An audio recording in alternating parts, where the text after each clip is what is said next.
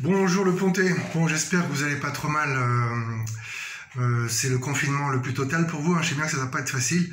À ce propos, figurez-vous que ce week-end j'ai lu le livre d'une ancienne directrice de prison qui a travaillé au Beaumet notamment, tout ça pour dire qu'on pense à vous, puisqu'elle-même elle a écrit un passage qui m'a fait penser à vous, et ça a un lien avec le roman policier et ce que j'essaie de faire en atelier d'écriture, en atelier et en résidence d'écrivain, vous allez vite le comprendre.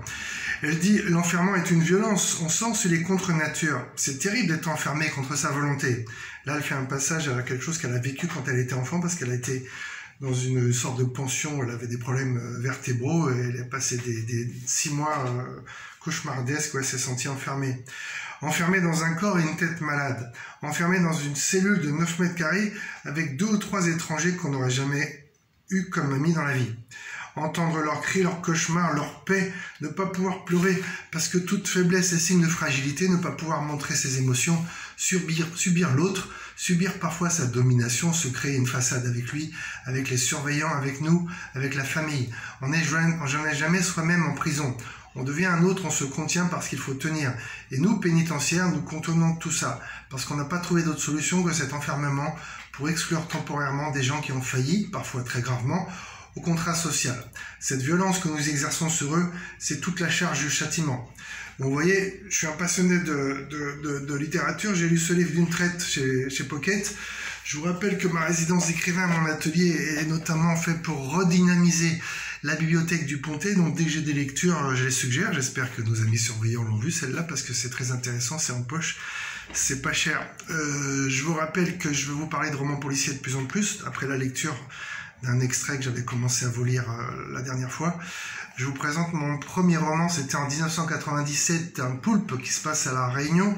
Le Poulpe, c'est une série populaire où des intervenants différents, des auteurs différents reprenaient le même personnage, hein, Gabriel le Couvreur, un homme grand, épris de justice, et qui enquêtait à sa manière, un peu hors sentier battu. Et Prends ça dans ta gueule, alors ça va vous faire marrer, parce que Prends ça dans ta gueule, c'est un roman noir que j'ai écrit quand je vivais à Toulouse, et je vais vous parler de plus en plus de polar, puisque a priori je sens que ça va être mal barré en décembre, on risque d'être confiné encore, même si c'est moins sévère pour nous, et je pense je vais refaire des vidéos pour vous. Alors, j'avais commencé à vous lire la thématique, la première chose que je peux te dire, et moi j'avais continué à ma manière pour vous donner un peu l'exemple, et en espérant que ça vous donnera envie de faire la même chose de votre côté. La première chose que je peux te dire, et l'idée c'est de continuer. Donc j'avais écrit que c'est que Marseille a changé, et il s'en est passé des choses depuis 20 ans, et là je m'adresse à Jean-Claude Izzo. Jean-Claude Izzo, un texte que je vais essayer de vous envoyer par internet, et j'ai continué donc. Marseille, je sais bien que ce n'est pas que des histoires de drogue, mais je vais te livrer une anecdote révélatrice à mes yeux. Quand j'étais petit, le bruit assourdissant des feux d'artifice me foutait la trouille. Au fil du temps, je me suis habitué aux explosions et j'ai fini par apprécier le spectacle de ce grand ciel noir coloré par une main de feu. Récemment, j'ai entendu des déflagrations qui venaient d'une cité HLM, à moins d'1 kilomètre en face de chez moi à Porte d'Aix, et je suis allé voir ce qui se passait. Depuis la fenêtre de mon appartement, situé au 5e étage, des fusées survolaient les bâtiments en béton que j'aperçois de loin alors que la nuit n'était pas encore tombée. Sur le coup, l'adulte père de famille que je suis devenu, tu verras ma fille, c'est une bombe et super brillante, s'est dit que c'était bon enfant cette impatience d'égayer le cœur de la ville en été. On était début juillet, ces pétarades festives faisaient partie de la tradition depuis des lustres pour le 14 juillet.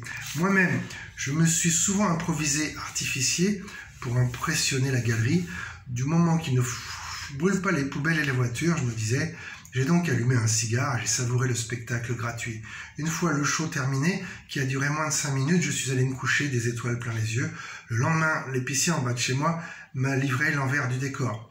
Il fêtait le 1 million d'euros. Comment ça, j'ai demandé de drogue vendue? Ah non, de pépito, parigo. 1 million cash. Comment tu sais ça, toi? J'étais allé rendre visite à mon frère Khalid, qui habite cité Calice dans le 15e. Tu vois ça dans un film, t'y crois pas tellement c'est gros. Ils avaient installé des guirlandes multicolores pour faire joli et diriger les clients vers les spots de vente. Tu devrais peut-être te reconvertir, ça rapporte plus que le tabac à chicha. Je m'inquiète pour mes neveux, a répondu Foudi d'un air grave. Le plus grand qui fait des études, ils appellent les charbonneurs, mais le plus jeune, j'ai bien peur qu'il cède au premier billet de sang qu'on va lui proposer pour faire le chouf. Bon, tu vois, je vais pas continuer, mais c'est ce que j'écris en ce moment, c'est ce qu'on appelle un work in progress. Je vais me corriger, j'essaie de vous montrer comment je travaille. Là, c'est un dialogue sur un roman polar, un roman policier que j'écris qui va se passer à Marseille. Et j'essaie de mélanger réalité et fiction, parce que vous aurez compris, j'habite à Marseille, je me fie à des choses que j'ai vues dans les journaux, et j'en fais de la littérature, en tout cas j'essaye. Si je mets ça, c'est pas pour vous provoquer, hein, c'est que j'aime bien ce t-shirt que j'ai acheté à New York. Il y a eu les élections présidentielles, moi j'étais pour Biden, je suis bien content que Trump se casse. C'est un clin d'œil que je vous fais à vous et à l'Amérique et au roman policier, puisque je vous ai proposé de lire, notamment à toi, Walid Edward Bunker, un auteur qui a commencé à écrire en prison et qui est devenu un auteur très connu, qui est décédé malheureusement, comme Alphonse Boudard. Alphonse Boudard, c'était un vieux de la vieille, c'est les beaux voyous de l'époque, c'était un cambrioleur qui a fait de la prison et qui écrivait en argot. Et c'était passionnant tout ça. Alors je vais terminer par quelques conseils de Stephen King pour écrire, et demain je continuerai avec des conseils un peu plus précis pour écrire un roman policier ou une nouvelle policière si ça vous intéresse.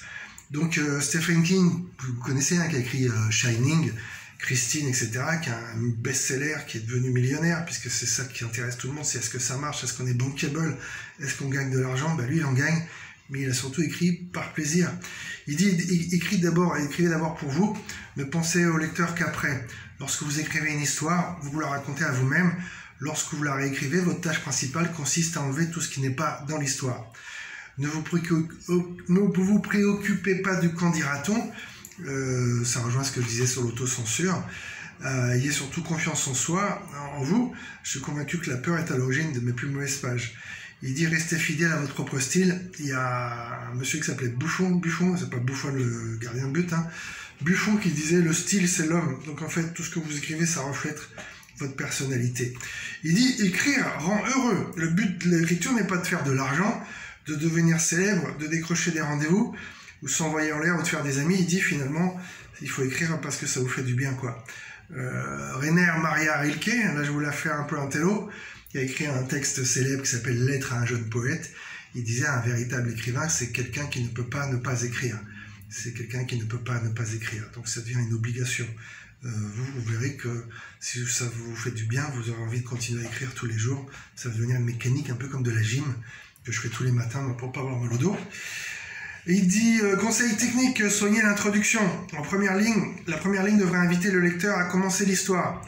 Elle devrait dire écoute, viens ici, tu vas savoir ce qui se passe. Donc moi j'essaie, vous lirez mes débuts de roman, je ferai ça demain ou la prochaine slide. Pastille, c'est que il faut attraper le lecteur par le callback et lui dire viens écoute-moi, sinon il n'aura pas envie de continuer, quoi. Donc c'est un bon début, un bon titre. Écrire un mot à la fois. Donc ils disent qu'il s'agit d'une anecdote sur une seule page ou d'une épopée sous forme de trilogie, comme Le Seigneur des Anneaux. Le travail est toujours réalisé un mot à la fois. Alors, ça a l'air basique ce qu'il dit, mais en gros il dit qu'il faut y aller tranquillement, phrase après phrase. Ne pas utiliser la forme passive. Il dit les écrivains timides aiment les verbes passifs pour les mêmes raisons que les amoureux timides aiment les partenaires passifs. La voix passive est sans risque.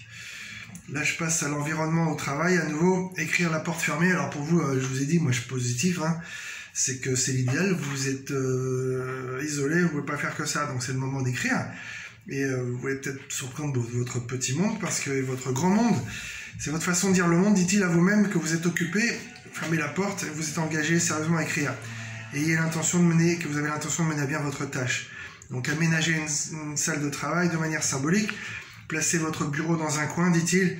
Chaque fois que vous asseyez pour écrire, rappelez-vous pourquoi il n'est pas au milieu de la pièce. La vie n'est pas un système qui soutient l'art, c'est l'inverse. Donc c'est très intéressant ces phrases. Donc je saute du coq à l'âne à écrire et lire tout le temps. Il dit qu'il faut beaucoup lire. J'ai donné une liste de livres à la bibliothèque. Normalement, vous aurez quelques livres assez intéressants. Si vous êtes écrivain, vous devez privilégier deux choses, lire beaucoup et écrire beaucoup. Alors ça je répète, hein, comme lui. Donc le résumé de Stephen King, c'est dans un premier temps, écrire pour soi-même sans se soucier d'une éventuelle audience, ne pas utiliser la forme passive, éviter les adverbes au possible, ça alourdit le style, ne pas nourrir une obsession pour une grammaire parfaite, show off pour un style trop ampoulé, avoir confiance en sa propre magie, sa capacité à écrire, lire énormément. Lorsqu'on n'a pas le temps de dire, on n'a ni le temps ni les outils pour écrire. De lire, en fait, il disait. Être sincère avec soi-même. Ne pas écrire pour faire plaisir à autrui. Bon, je vous salue, on m'appelle. Adios.